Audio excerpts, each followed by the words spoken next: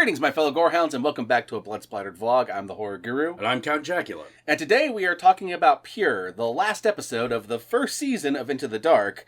And I know that there's a lot of episodes that happened in between that one and the last one we did. We'll get to them. It'll happen. We're doing it out of order. It'll be fine. Yeah. Chill out. Cool. But because we're back in quarantine, we're watching a bunch of the episodes of Into the Dark that we missed. And one of the ones we watched was Pure.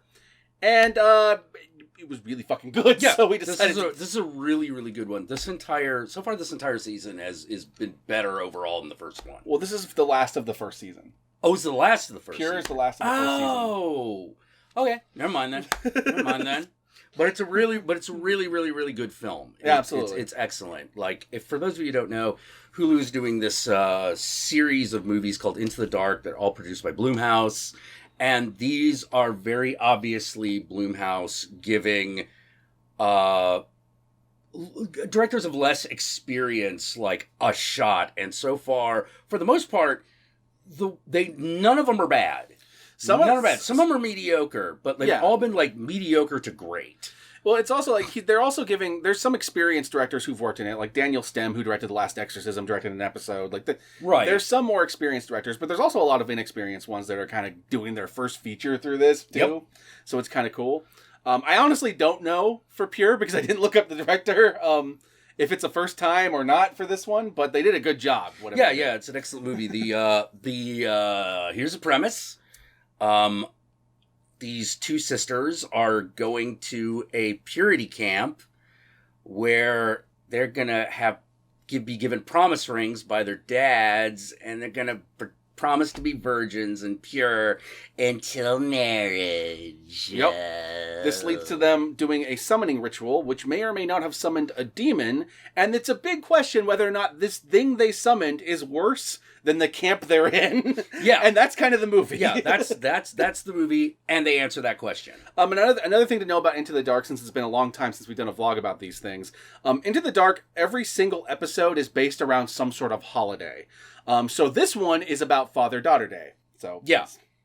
That's why it's about a father and weird purity test stuff. Yep. And basically this movie is steeped in all of the post-2000s purity ring, abstinence only, like daughters signing contracts with their dad to pledge their virginity. Yeah. That entire conservative Christian culture. That's what this movie is, both satirizing as well as showing the horrifying ramifications of. Yeah, it's really, that part of the movie is really effective because it's super upsetting. Oh, God, yeah. Both Jack and I, when we were watching it, because we watched it at separate times, but both of us, when we were watching it, were yelling at the screens at about the same points, too. Yeah. Like, there's a point in which the pastor that runs the summer camp they're in, that's doing this purity pledge thing, he pulls out the whole chewing gum thing, which if you haven't heard this before, it's a thing that people were saying in super religious day schools around the time that abstinence only was a thing, and which, or sometimes they would even come and speak to public schools. And do this. They would. Yeah. And basically they would give this speech about how you as a girl are like a piece of chewing gum. Everyone wants the piece of gum because it's yummy and it's delicious. But once someone's chewed it, once someone slept with you, no one wants it anymore. And the movie actually has the pastor say that entire like spiel word for word, and oh my God, I can't stand that shit. Yeah, because there's nothing more horrifying than the truth. Oh God, because that's the thing. The most horrifying thing in this movie is not any of the demonic shit. It's not the entity that's summoned. It is all the real shit the pastor is saying that I heard growing up in a fucking public school in which we were supposed to have separation of church and state, but they banned condoms from school because abstinence only, as well as Planned Parenthood, but they did not ban the church across the street from of course not. That's not the way that works. They are not your leaders, they are your rulers. So the church across the street could come and stand right outside the school and pass out Bibles and shit. Oh yeah. But how dare you pass out fucking like condoms. Yeah. How dare you do the thing that actually solves the problem? We need the problem in order to prop up our phony baloney existence. Even though all the statistics and all the research has shown that giving people safe sex education and giving them access to things like contraceptives and condoms lowers the teen pregnancy rates and lowers the teen STD rates. Abstinence only just leads to the teens engaging in sex more privately, so hidden, and unsafely. Yeah. And uneducatedly, too. Yeah. So that's what leads to, like, broken ideas like, oh, well, if it's just a blowjob and it's not normal sex, I can't get an STD, right? Well, if you had proper sex education, you'd know you could get it either way. Yeah. That's just... Yep. You know? Yeah, Jesus' back door don't fucking protect you from, the gonorrhea or the herpes, you know? You know, but instead they decided to go this, like, more religious route because American Christians are crazy sometimes. Oh, yeah. Not all of them, but a significant portion of them, and especially the ones that seek out power. Oh yeah. I'm not gonna bet against that. No. You know, like, holy crap, I wouldn't bet $1. And this movie is definitely going into that culture. So it's kind of like watching a horror movie Jesus Camp, but focusing solely on the purity test stuff, the purity pledge stuff. And they make the whole environment so squeaky clean and nice that it's really upsetting. Oh yeah. And on top of that, this movie doesn't go into it, but in real life, there was an entire industry that was formed around this purity shit. Oh, yeah. That's when the whole, like, the Jonas Brothers were Disney stars, but they had their purity rings. Yeah. You know, like... Yeah. And something that the movie kind of touches on, actually. Little bit. You know? Now I'm just ranting about real life. The point is, this movie does this really well. It's a really good movie. Yeah. It's upsetting. It's hard to watch at times, especially if you live through this shit. But it does it so fucking well. And when you reach the end, it's so fucking satisfying. Yeah, it's real good. It's really good. It is definitely a revenge tale. Oh, 100%. You know,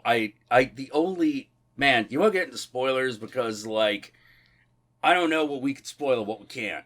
Sure. Let us go into spoilers.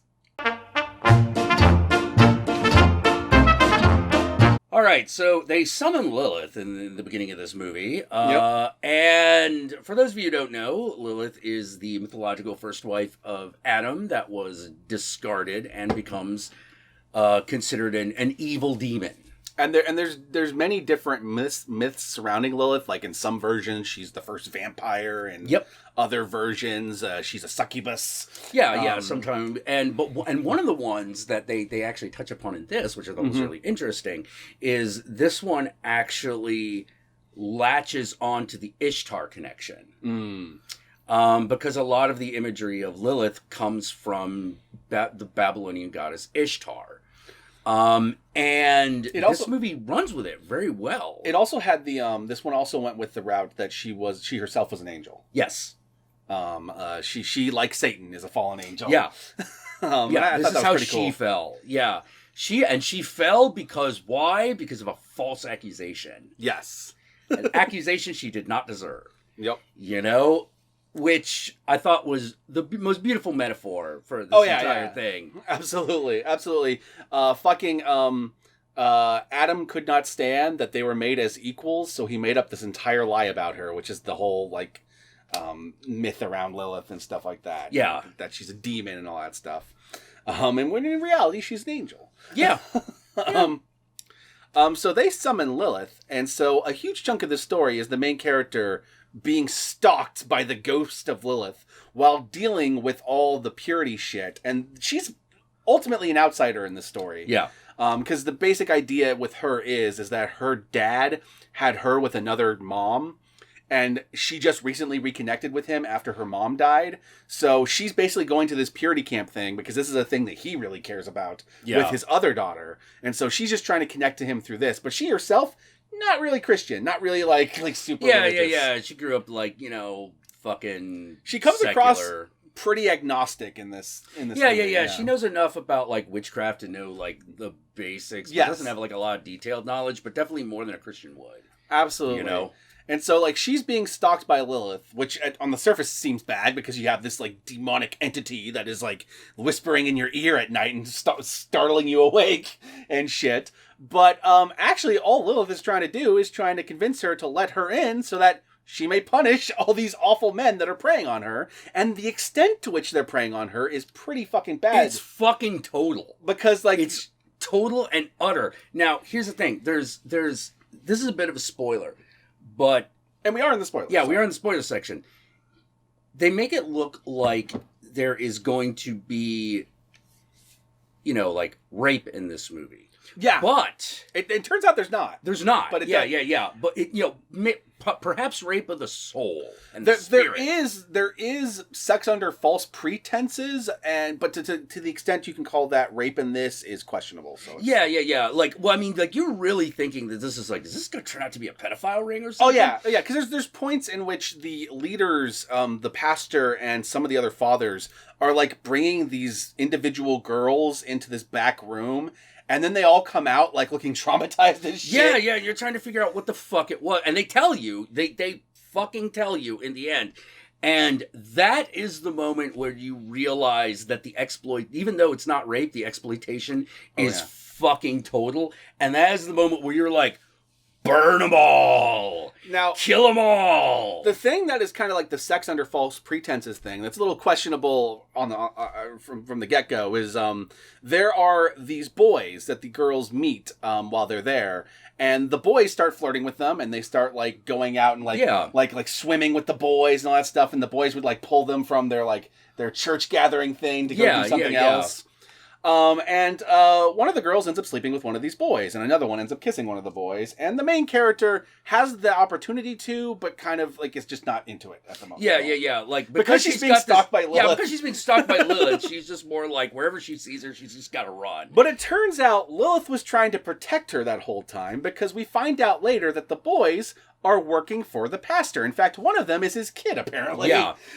And the boys working for the pastor are there to tempt the girls, and if they fall for the temptation and sleep with the boys, then they end up in the cage. Yeah, which is in the box. Which is a fucking cage. Yeah, it is. It is a cage. And here's the thing. They build up the box a lot, but when you get to it, it's a lot simpler than you were thinking, but you're still like... You're still putting a girl in a cage in front of everybody. Yeah, in which they have to pray to get out. Like, yeah. It's like, whoa. Fuck you. Now, it turns out, in a twist, the main character ends up getting put in that box and does pray to get out, but doesn't pray to the God. Yeah.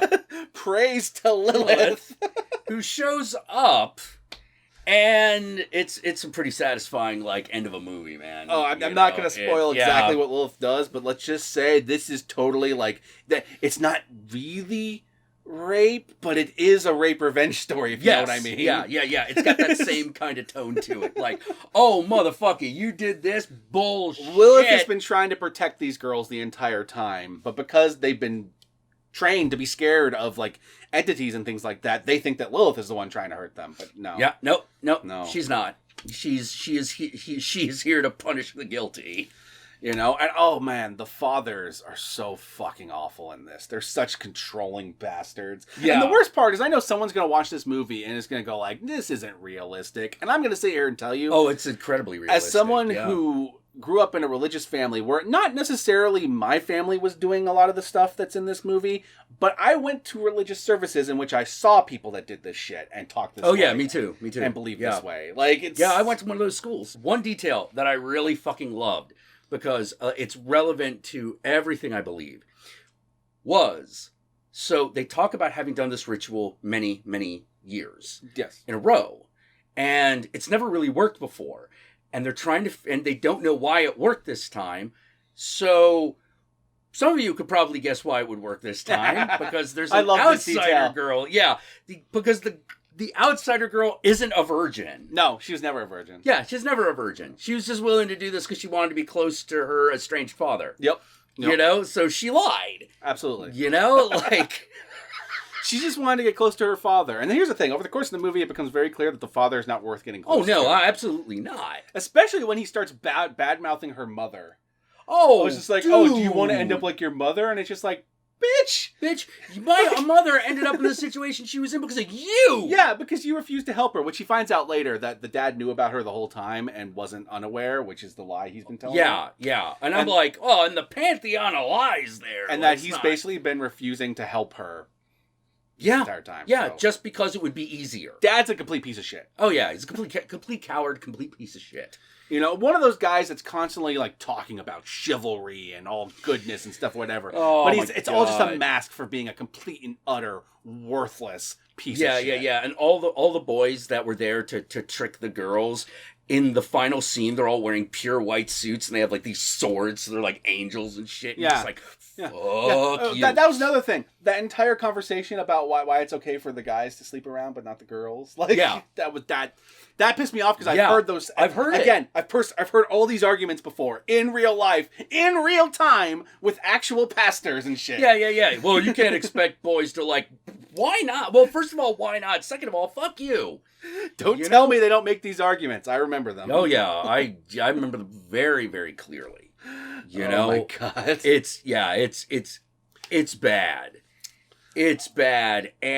But so if you want like a movie that's all about death of the patriarchy, here you go. The religious patriarchy in particular. Oh yeah.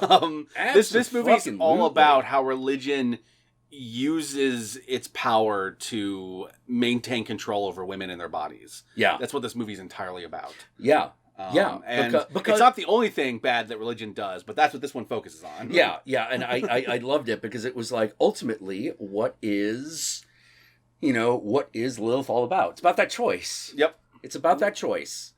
You know, like, and hey, turns out fucking ain't that bad, so, you know, what's really going on? This is a false dilemma, people. And I've always said that, like, to me the essence of patriarchy has been the concept of virginity. Oh yeah. You know, like that. It's one of the key things used to control. It is. You know? And it's presented like this is the pure nice thing or whatever, but it's actually the thing that's used to bludgeon people. Yeah. And it affects, and it's one of those weird things where, like, one of the things that I hate is that I don't hate this more, but it's definitely like part of it, is that it's also used, and this is not part of the movie, by the way. This is just like what I've noticed. Conversation, yeah. Controlling young boys through controlling women, but telling boys that they're in a position of privilege and this is what they should want. Oh, yeah. And rewarding them for it. Well, that's one thing in this thing, too, is that these boys are being controlled by the pastor and all these people, too. The thing is, the difference is what they're getting something out of it. Yeah. That the girls aren't. Yeah. And what they're getting out of it in this instance is they get to sleep with the girls. They get to sleep with consequence all free. These girls consequence-free, yeah. And I'm like, why don't they get to sleep with people consequence-free? It's the bone they're given, but they're still being fucked over by this. Yeah. But and in such a way, and they are. The fact that they're complicit in it just makes you go like, oh no, you can die too. Oh yeah, absolutely. You can die too. Absolutely. You know? Fuck those guys. Yeah. I was getting like kind of Jonas Brothers vibes from that. Oh yeah. From the group of young boys in their white suits. You know what? This would be a great little like. You know what? This would be a great like double feature with Teeth, which also talked about all this. Yes. Yeah, this would be because. Yeah, it's two different ways discussing the same topic. Yep, absolutely. You know, Pure was fantastic. Yeah. I loved it. Absolutely. It is exactly the type of film that the Into the Dark series actually really excels at. Mm-hmm. Absolutely. You know, movies that are small, single location, you know, but is a big idea. Oh, yeah. One thing I really like about Into the Dark is that it allows Blumhouse to make the kind of movies they probably would be making if they didn't have to worry about, like, box office receipts. Yeah, because these movies cost, like, what, like $2 million to make, something like that? I have no idea. Not that expensive. Like these are they already make low-budget movies, so I have no idea how much lower these are. Yeah. But, like, these are obviously the movies that aren't going to, like, do gangbusters in a blockbuster theater like The Purge will. Oh, yeah. Which is, like, a big idea. But these movies are still good, and they're still really fun horror thrillers to watch, and I like watching them, like, take all the risks that they wouldn't normally take. Because, like, chances are, if they were to make a movie like this for theaters, they would run the risk of alienating all like the Christians in the audience. But making it as an episode of this TV show, they don't have to worry about that because those people can tune in next week and they won't. Exactly. Tune in next month. So yeah, and some of the details about that they brought in about Lilith, I fucking loved. I love the interpretation of. Like, one is at one point when they're doing the ritual, the outsider girl is like, you're missing an element. You're missing the element of air because you need earth, air, wind, and fire back to the Shire, all that stuff. And so she goes outside and she finds a spotted owl feather. Yeah, she does. And I was like, oh shit. It's a cool detail. I was like, oh shit, someone understood that connection. And at the end when Lilith shows up and she has wings, I'm like, oh shit, that's right, because fucking Ishtar. Ishtar's got fucking wings. Why didn't I ever fucking think of that? And because she's an angel. Yeah. Yeah, and this one she's an angel, and the stone relief that we refer to as Lilith has bird wings. Sure. It's true. I really like. The only thing that was missing was like some random leopard. But like that weird thing at the beginning where she has that nightmare of like the weird distorted person walking and it turns out to be her. Yeah, that's the closest thing you get. That's the closest thing you get to a leopard. Like that's the closest thing. So I give this movie big thumbs up. Yeah, absolutely love it. I give it the horns. I give it the horns. Yeah, if you like movies like the ones we just described, or if you like Into the Dark, it's on Hulu. Go check out Into the Dark Pure and check it out. And since we're in quarantine, we're probably going to be doing more Into the Darks in the future.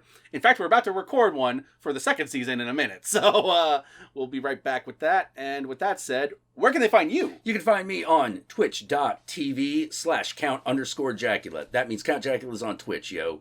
Go give you a follow there. We stream pretty regularly throughout the week at this point. Take a look in around 6 p.m. We definitely stream every Thursday and every Sunday now at 6 p.m. Pacific Standard Time, so we want to see you there. And if you just are like, I can't remember all that, Jack. What the fuck do you think I am? Some sort of memory computer? I can't do that. Then follow me on Twitter because I always tweet out when we're going live. And that is at @count_Jackula as well. There you go. Y'all know me. I'm the Horror Guru. You can find me at the Horror Guru on Twitter, on Twitch, on Facebook. Just look up the Horror Guru or Blood Splattered Cinema, and I'll be there. And if you'd like to help out our channels more directly, then be sure to check out our Patreon pages, which, if you decide to go the Patreon route, remember, even $1 a month can go a long way. And if you haven't already, be sure to comment below. If you have seen Pure, let us know what you thought of it below. And if you've seen any of the Into the Dark episodes, let us know below what you thought of, like, Into the Dark in general. Let us know. And if you haven't already rung that notification bell, be sure to ring that notification bell so that you're notified of my videos immediately upon their upload. Like, comment, subscribe, all that shit. And now I'm just rambling, so let's just end the vlog. I've run out of things to say. Yeah.